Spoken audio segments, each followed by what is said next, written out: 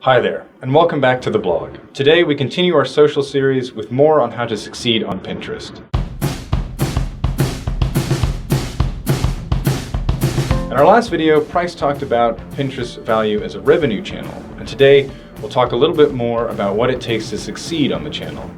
But first things first, Pinterest has over 50 billion pins and counting. So, a brand's content has to be discoverable.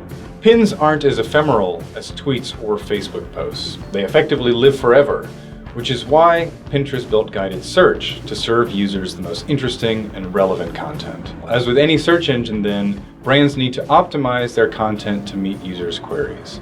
On Pinterest, those elements include board titles, board descriptions, pin descriptions, and images. Board titles should target keywords. You can use up to 100 characters, but remember that in grid view, users will only see the first 20, so make them count. Board descriptions should also target keywords, but they should also clearly communicate the board's theme and purpose. The same is true of pin descriptions. This copy should be thoughtful and give context to the image. Brevity works against you here. Salesy or overly promotional language are dead ends. The more detail you can give to your pin, the more chances that they will show up in search results. Pin descriptions can be up to 500 characters, but be sure you concentrate on the first 75 to 100 as they are immediately visible in grid view.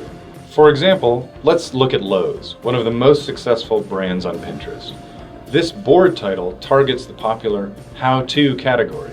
The board's description tells users what to expect, including calls to action. And finally, the pin descriptions give users a clear understanding of the image. And be sure to use rich pins so that your brand remains associated with the image as it gets repinned.